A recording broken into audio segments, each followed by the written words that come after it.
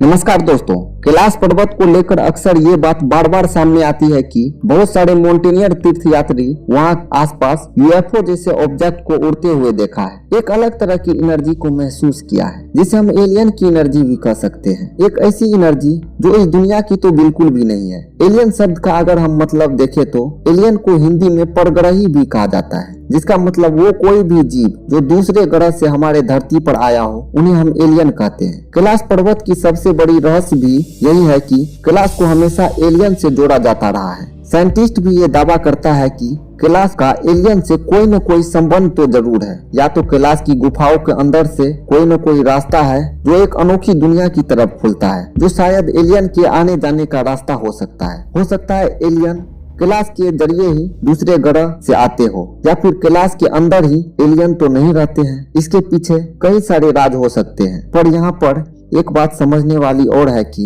वो कोई भी जीव या क्रिएचर जो हमारी पृथ्वी से नहीं है, किसी दूसरे ग्रह या ब्रह्मांड के किसी भी कोने से आते हो, उन्हें एलियन कहा जाता है। यहाँ तक हम ये भी कह सकते हैं कि ईश्वर भी एलियन है, क्योंकि ईश्वर परग्रही है, दूसरे दुनिया से आए हैं या दूसरे ग्रह से आए हैं। क्योंकि ये बात उतनी ही सच है जितना सूर्य और चंद्रमा का होना सच है। ईश्वर ब्रह्मांड के कण कण में व्याप्त है। साइंस भी इस बात को सच मानता है। साइंस उन्हें ईश्वर या भगवान का नाम नहीं देता है, पर यह जरूर कहता है कि कोई न कोई डिवाइन एनर्जी इस दुनिया में है जिसको समझ पाना साइंस की बस की बात नहीं है, और वो ही इस पूरी दुनिया को चलाता है, इस ग्रह को भी और यहाँ से बाहर के ग्रह को भी। इसीलिए बार बार एक सवाल हमारे नजर में आते हैं कि क्या भगवान शिव एलियन तो नहीं है, या फिर ईश्वर एलियन का स्वरूप तो नहीं है। एलियन शब्द को यहाँ पर गलत अर्थ में न लेकर इस शब्द को समझने की कोशिश करना बहुत ही जरूरी है, क्योंकि एलियन का छवि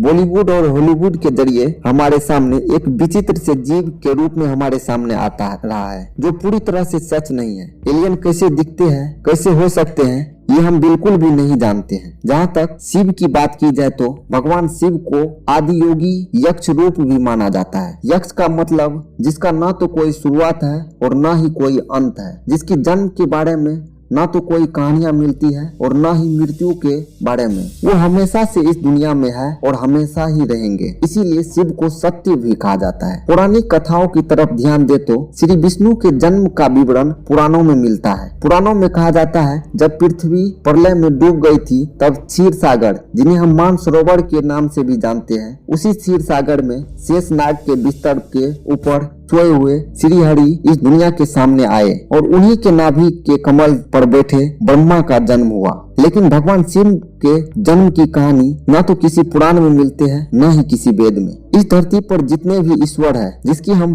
पूजा करते हैं, चाहे वो श्री विष्णु हो, श्री कृष्ण हो, श्री राम हो या हनुमान, इन सभी के जन्म और मृत्यु की कहानी हमें मिलते हैं। उनके माता पिता कौन है इनकी जानकारी मिलते हैं। लेकिन शिव ही एक ऐसा ईश्वर है जिसका न तो कोई जन्म है और न ही मृत्यु की कहानी किसी भी वेद में मिलते हैं, न ही कोई माता पिता और न ही कोई ऐसे की पहचान जो उसके भाई बहन के रूप में सामने आ सके। उन्हें आदि योगी भी कहा जाता है, जो हमेशा से इस धरती पर है और हमेशा ही इस धरती पर रहेंगे। उसके पास एक ऐसी दिव्य पावर है जो पूरे ब्रह्मांड को एक ही मिनट में खत्म कर सकता है। उन्हें आदि पुरुष भी कहा जाता है। शिव के बारे में कहा जाता है कि वो सेल्फ क्रिएटेड है, यूनिवर्स के कण कण में वास करते हैं। क्या आपने अर्धनारीश्वर के रूप में किसी और ईश्वर को देखा है? बिल्कुल नहीं। अर्धनारीश्वर स्वरूप में सिर्फ भगवान शिव ही दिखाई देते हैं। पौराणिक मान्यताओं भी शिव को पशुपति अर्धनारीश्वर स्वरूप में हमारे सामने लाती है, जहाँ पे पशुपात में वो हर जीव जंतु को अपने अंदर समेटने का संकेत देती है,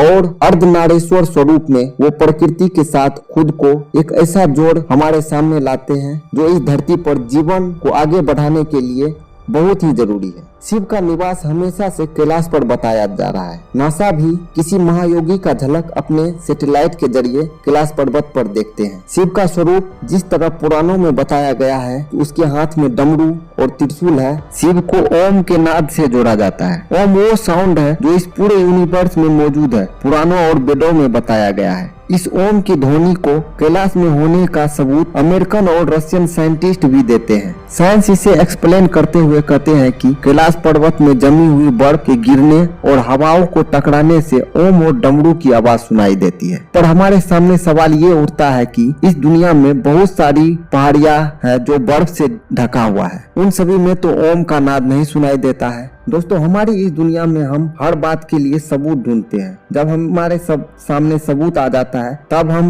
उस बात को सच्चाई का रूप मानते हैं। लेकिन ये ब्रह्मांड इतना बड़ा है कि हर बात का सबूत देना इतना आसान नहीं है, और जो हमारे समझ से बाहर हो वो सच ना हो ये भी जरूरी नहीं है। सत्य सनातन है। तो दोस्तों, आज हम ये वीडियो को यहीं पे समाप्त करते हैं। आपको ये वीडियो कैसा लगा?